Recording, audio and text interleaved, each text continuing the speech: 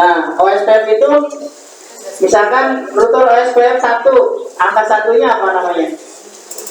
ID ya. Satu. Router OSPF 1, satunya apa namanya? ID. Bukan. Proses ya, proses PID ya. PID. Oke, misalkan ada dua router nih, yang satu router OSPF 1, yang satu router OSPF 2. Apakah boleh numbernya tidak sama gitu? Pengen convergen dua router itu, tapi yang satu router OSPF 1, yang satu router OSPF 2. Apakah bisa convergen? Bisa atau tidak? Yang bisa siapa? Yang tidak? Jawabannya adalah bisa ya. Bisa karena proses ID di OSPF itu tidak berpengaruh terhadap konvergen si OSPF itu dengan yang lainnya gitu. Jadi yang penting di OSPF itu yang harus sama adalah area. Jadi kalau areanya 0, berarti dia satu kesatuan lah. Satu kelompok OSPF. Beda dengan yang EIGRP ya. Nah, kalau EIGRP misalkan router EIGRP 1, berarti yang lainnya juga harus satu. Selain satu nggak dianggap teman gitu ya. Jadi nggak dianggap grup atau nggak dianggap teman oleh router yang lain kalau beda number di EIGRP. Nah, OSPF itu kan limited ya, benar ya? Halo, yang di sini limited itu apa? Sistem mappingnya gimana? Cari path terbaik kayak ini ya. Bikin virtual map kan ya? Dari seluruh router yang terhubung. Jadi kalau routernya ada 100, berarti setiap router itu dia membuat mapping ke 100 router yang ada. Yang kebayang nggak? Jadi misalkan 1 router dikonfigurasi single OSPF, ya kan? Berarti kan satu router itu dia membuat mapping terhadap 99 yang lain kan? Ya kan? Jadi kan di situ butuh proses, butuh memori dan lain sebagainya sehingga kinerja si router itu sangat terbebani kan ya? Jadi misalkan 100 router dikonfig OSPF yang sama. Jadi kan satu router berarti harus menyimpan informasi tentang 99 router yang lain kan ya? Nah, karena hal ini tidak efisien ya, maka dibuatlah konsep multiple area, ya, multi area OSPF. Jadi untuk misalkan yang 100 tadi kita bisa buat 55 gitu kan, sehingga ada berapa OSPF gitu, sehingga yang kalau 55 dalam satu grupnya berarti satu router hanya mencatat 4 yang lain gitu ya. Jadi lebih ke arah untuk membagi-bagi si router si jaringan yang besar menjadi lebih kecil agar beban si masing-masing router itu lebih kecil. Makanya dibuatlah sistem multi area. Tapi tetap walaupun beda area tetap bisa saling komunikasi.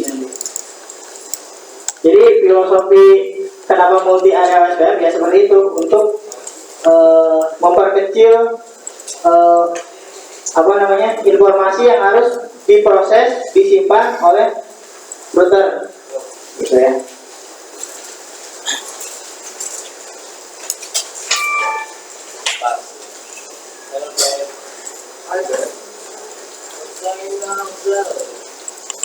Jadi seperti ini nih. Jadi ada area 0 itu namanya. Jadi area 0 yang kalian sebelumnya config itu adalah area backbone, area inti. Dan selain 0 berarti 1, 2, 3 sampai berapapun itu area biasa, area reguler. Reguler atau apa ya? Non-backbone lah biasanya, non-backbone.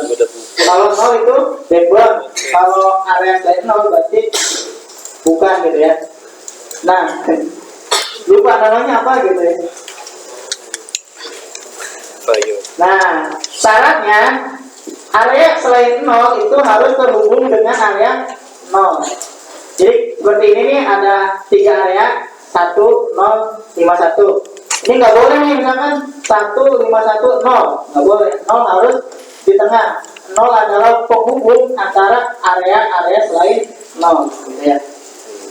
Nah si 0 ini area backbone gitu ya.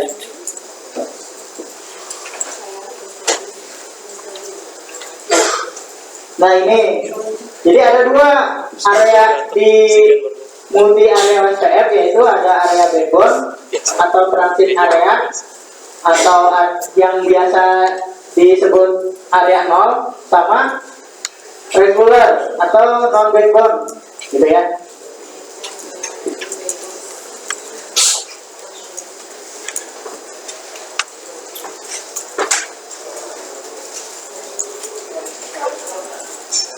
Nah seperti ini ya.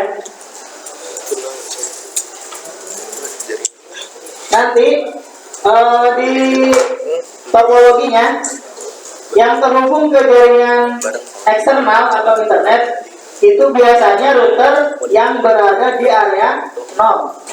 Jadi nggak ada nih area selain 0 terhubung ke jaringan eksternal, nggak ada. Jadi yang terhubung ke jaringan eksternal atau internet atau jaringan lainnya selain OSPF, misalkan ada IGRP atau ada RIP, nanti yang terhubung dengan yang lainnya itu adalah router-router yang dalam masuk zonanya area 0 gitu ya. Jadi yang area 0 itu pasti nanti menjadi kandidat untuk menghubungkan si OSPF dengan jaringan lain.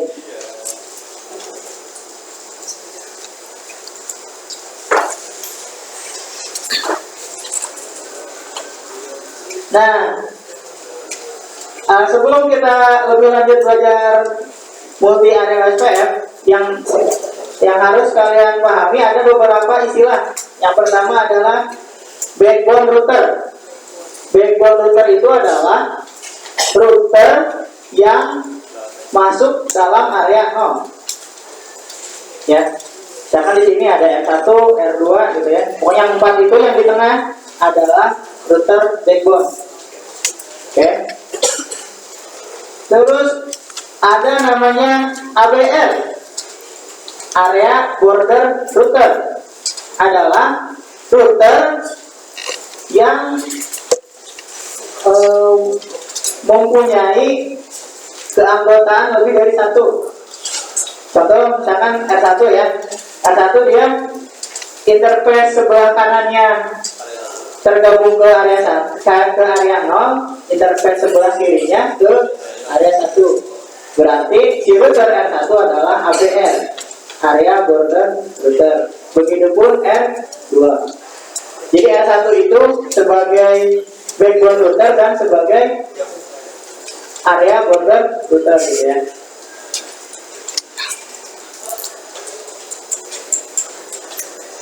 Nah, terus ada namanya ASBR, Autonomous System Boundary Router. Itu adalah router di area backbone yang menghubungkan jaringan OSPF dengan jaringan eksternal, baik itu internet atau jaringan yang lainnya gitu ya. Adalah ASBR, Autonomous System Boundary Router. Nah nanti materi selanjutnya untuk pengenalan multi area OSPF itu kan si multi area OSPF kan areanya beda-beda ya, areanya beda-beda sehingga nanti ada banyak sekali LSA, link state advertise.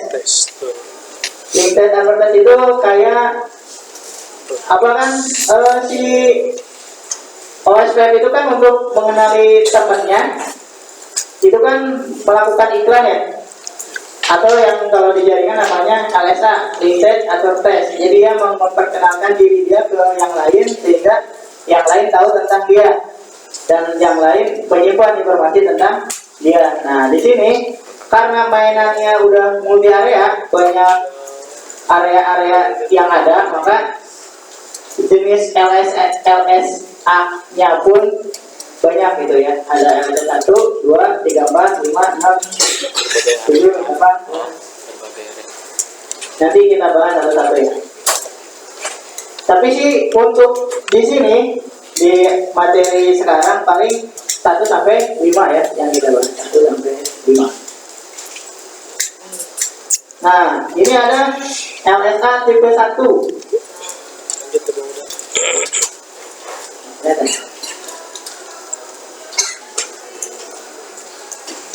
Sabar.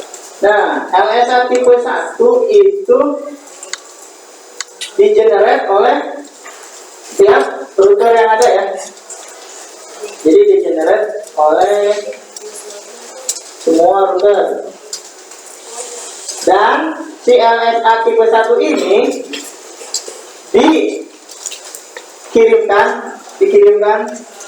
Jadi router 1 ngirim, router 2 ngirim sejauh dalam ruang lingkup area itu sendiri gitu ya. Jadi kalau area 1 ada 4 router, berarti si LSA tipe 1 ini hanya dikirimkan ke 4 router yang ada gitu ya. Jadi di-generate oleh router yang ada di area tersebut, masing-masing bikin paketnya dikirimkan ke sesama area gitu ya, dalam ruang lingkup satu area.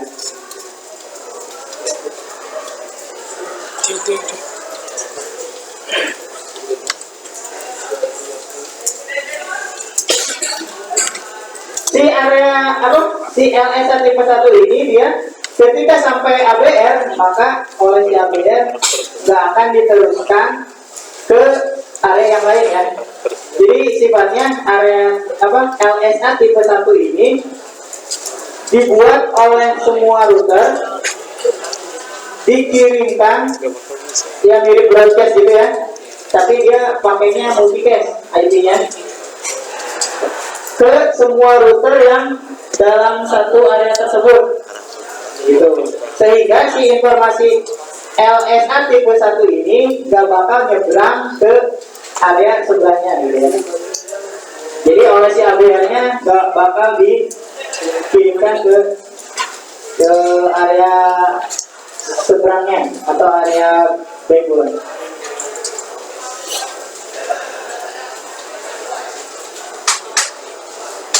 Oke, nyampe di sini ada ya kan LSA tipe 1. Ada? Jadi LSA tipe 1 dibuat oleh semua router. Terus si masing-masing router mengirimkan LSA tipe 1 itu ke teman-temannya yang satu area dengannya. Dan si ABR dia nggak menyeberangkan si informasi tersebut ke area yang tetangganya. Itu yang tipe 1. Jadi buat internal area aja, internal area. Orangnya. Nah terus ada yang LSA tipe 2.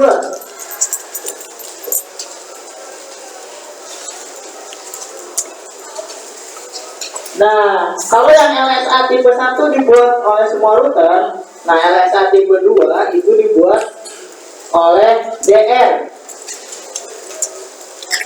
Udah pernah belajar kan ya? DR kan setiap kalau area single area nanti kan ada pemilihan DR BDR kan? Singkat ya pokoknya. Jadi kan di OSPF single area itu kan nanti ada pemilihan DR dan BDR. Nah itu nanti setelah dipilih si DR itu ya punya fungsi sebagai router yang mengirimkan LSA tipe 2. Masih ingat penentuan DR, BDR? Pertama nyari apa? Ditentukan oleh priority ya? Yang paling besar. Yang paling besar. Priority yang paling besar maka dia akan menjadi DR. Terus selanjutnya jadi BDR ya. Nah, terus kalau misalkan priority sama, yang dilihat adalah yang kedua, kriteria kedua untuk penentuan apakah DR itu siapa nantinya Yang dilihat kalau prioritas sama adalah router ID. Ya, router ID itu bisa dikonfig secara langsung, bisa nggak? Bisa ya? Bisa. Jadi router OSPF 1 enter, udah masuk ke menunya baru router ID. Nah kalau nggak kita konfig secara manual, gimana penentuan router ID? Gimana? Udah lupa ya? Jadi penentuan DR adalah pertama dilihat priority yang paling besar di masing-masing router. Kalau prioritinya sama, kriteria yang kedua adalah dilihat apa? Router ID yang dipilih yang paling besar, yang paling besar juga. Nah, router ID itu pasti dimiliki oleh setiap router. Bagaimana router punya router ID sekian? Itu yang pertama yang dilihat adalah konfigurasi manual dari orang yang konfig gitu ya. Jadi router ID sekian, berarti itu router ID-nya pasti pakai yang itu gitu ya. Tapi kalau nggak dikonfig, yang dilihat adalah IP address. IP address yang paling besar. Tapi yang paling dilihat adalah loopback. Jadi kalau misalnya ada IP interface FA00 sekian, terus SS00 sekian, terus ada loopback 1. Nah, berarti yang dipilih loopback. Kalau loopback nggak ada, berarti IP yang paling besar yang fisik gitu ya. Jadi intinya pasti milih yang paling besar. Cuman tahapannya tadi pertama yang paling besar apanya? Yang paling besar priority. Kalau sama berarti yang paling besar router ID. Kalau nggak ada router ID yang paling besar loopback. Kalau nggak ada loopback yang paling besar interface fisik gitu ya. Nah itu baru nanti ada DR. Terus yang lain gimana nasibnya? Jadi BDR.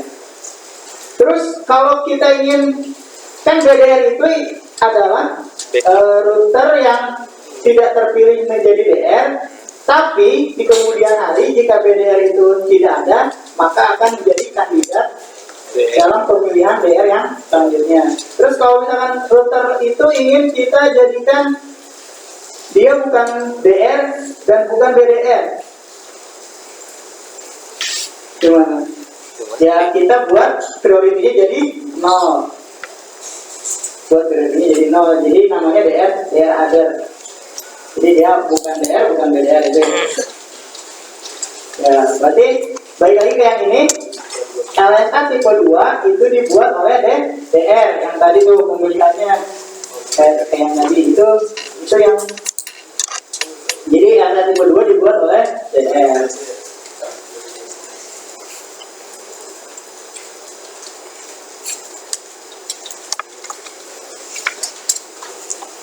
Nah, nanti si LSA tipe 2 ini dikirimkan oleh si DR ke semua router yang satu area dengannya gitu ya.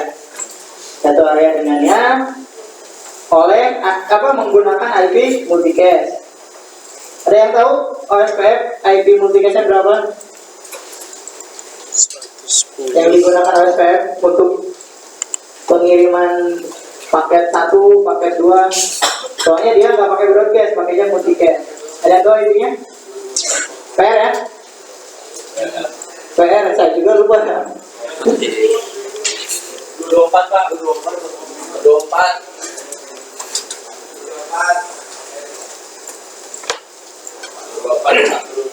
Pak.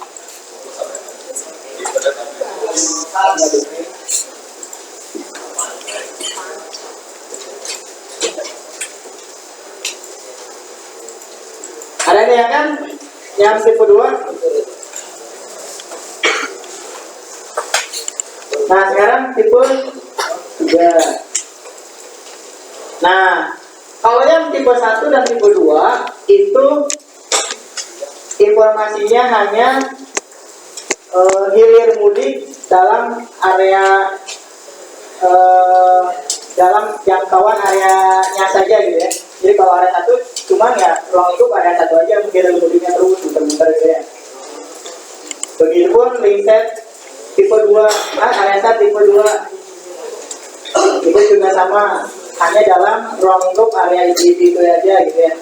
Nah kalau udah tipe 3 nanti itu si masing-masing informasi dari tiap area itu dikirimkan ke area tetangganya.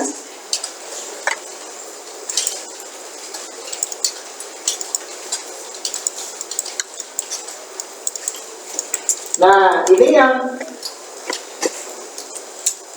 yang ngebuat itu adalah si ABR. Jadi si ABR nih, contohnya di sini ABR 1, berarti dia ngirim informasi ke area 1 tentang area 0, dan juga sebaliknya ngirim informasi ke area 0 tentang area 1. Karena kan si ABR itu punya informasi tentang area 1 dan area 0. Jadi dia jembatannya lah. Jadi dia ngirim ke yang sebelahnya.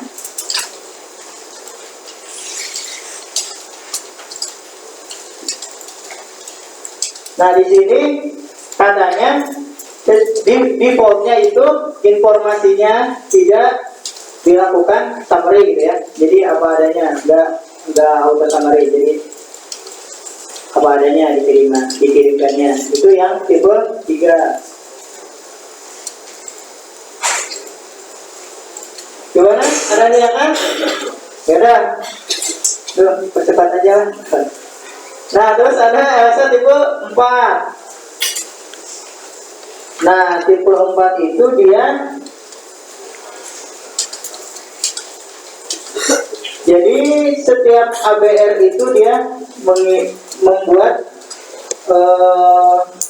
paket Elsa tipe 4. Di sini fungsinya untuk jadi fungsi dari LSA tipe 4 itu pertama si LSA tipe 4 dibuat oleh ABR, nanti dikirimkan oleh ABR. Tujuannya adalah agar setiap router yang ada mengetahui lokasi dari ASBR. Jadi kan kalau si jaringan OSPF ini ingin terhubung ke jaringan luar, apakah itu internet atau ada IGRP, OSPF, IGRP atau RIP atau apa? Jadi kan semua router harus tahu nih keluar dari OSPF multi areanya sebelah mana. Nah itu berarti nanti diarahkan ke ASBR. Nah ini informasi yang terdapat di LSA tipe 4.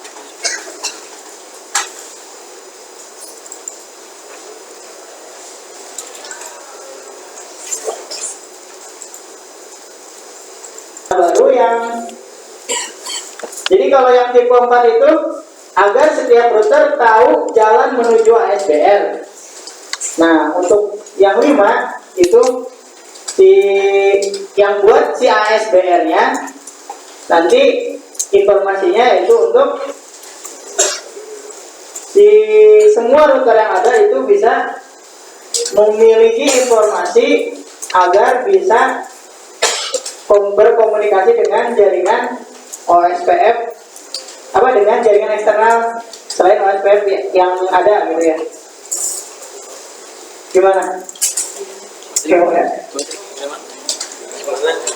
Ulangi. Jadi yang satu masih ingat apaan yang satu? Dibuat oleh semua router. Dikirimkan ke satu router yang ada dalam areanya ya. Nah, itu. Terus yang kedua dibuat oleh BR, dikirimkan ke semua router yang ada. Itu tipe 2. Tipe 3 dibuat oleh ABR. Tadi untuk dikirimkan ke area yang sebelahnya gitu ya. Jadi biar si masing-masing area yang bertetanggaan itu mengetahui informasi satu sama lain lah. Itu yang 3. Yang keempat itu yang dibuat oleh ABR, fungsinya agar semua router tahu di mana ASBR-nya.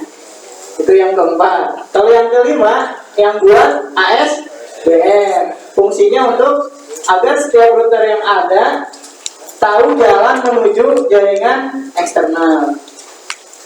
Gitu ya, kurang lebih kita di.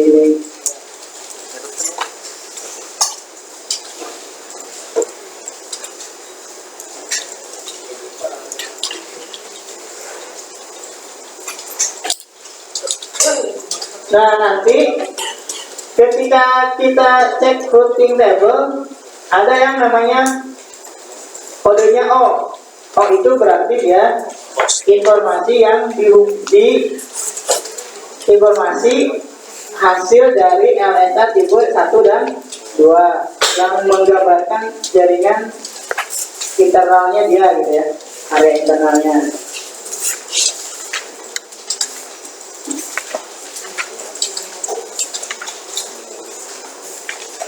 Nah, terus ada OIA. OIA itu adalah informasi tentang tetangga-tetangganya yang masih dalam ruang lingkup multi area OSPF.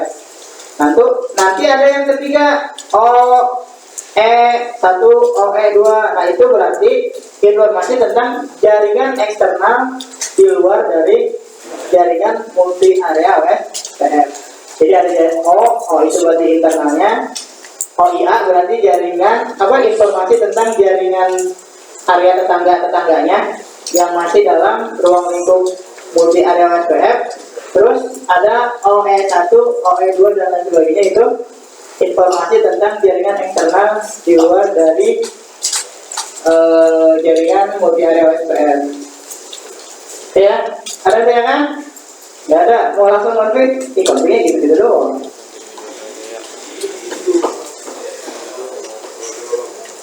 Nah, ini konfliknya kayak biasa jadi ya. Jadi sama kayak yang kalian sering lakukan. Jadi contoh misalkan ini ada R1, 2, 3.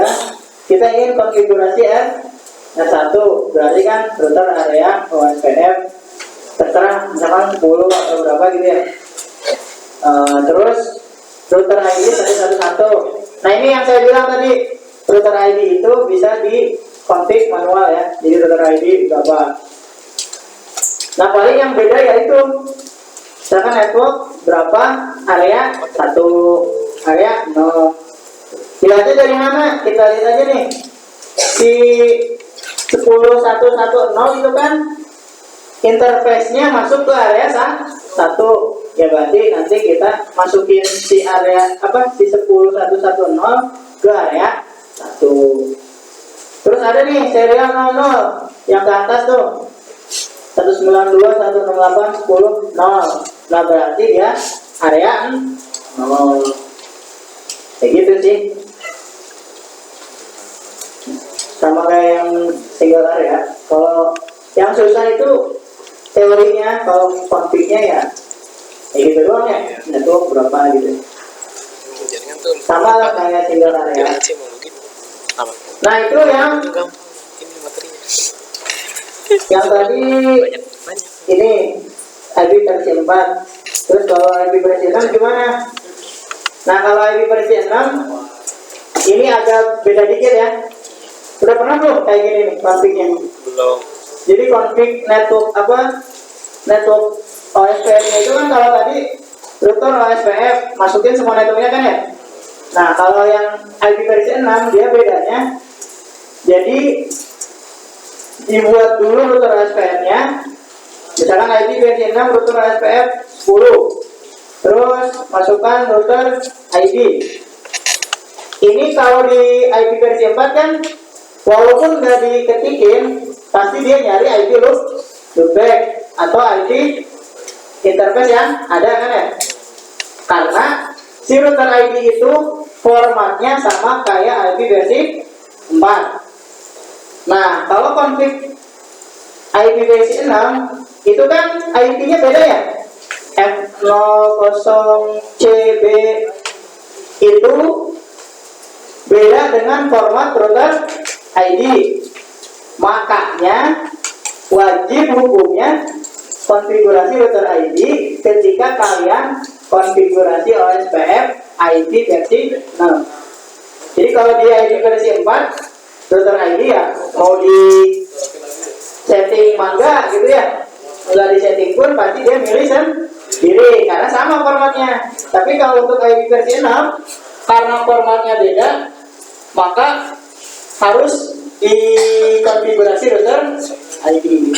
Jadi wajib nih, kalau nggak ada router ID ya dia nggak bakal mau gitu ya, nanti OSPF-nya jalan gitu ya. Jadi wajib nih, pokoknya kalau IP versi 6 kalian harus ingat terlebih dahulu setting router ID. Dulu. Jadi nanti si router ID ini adalah identitas dari identitas dari sebuah router gitu ya. Jadi kayak kalau ibarat manusia itu kayak nama lah, nama seseorang. Kalau ibarat device kayak MAC address gitu ya. Jadi dia identitas unik yang harus dimiliki oleh setiap router yang di setting OSPF. Jadi harus ada gitu ya. Nah terus masukin OSPF-nya di masing-masing interface. Nah contohnya nih interface S00 ya kita masukin IP OSPF IP versi 6 OSPF 10 area berapa? S00 berarti area 0 gitu ya. Terus yang ke bawah D00 berarti IP versi 6 OSPF 10 area 1 yang bawah. Gitu ya. Ada yang tanyakan di sini? Atau udah bisa semuanya? Ya kalau udah bisa ya apa nih? Nah, kalau udah bisa ya dikerjain yang tadi ya. Kurang lebih sama sih, paling kayak gini. Nah, untuk IP versi 4 juga, halo. Jadi untuk IP versi 4 juga bisa nih kita konfigurasi OSPF-nya pakai gayanya gaya IP versi 6, bisa juga. Jadi nggak network, IP-nya berapa, urutannya berapa, area berapa. Bisa juga kayak gini nih kan, area OSPF ya.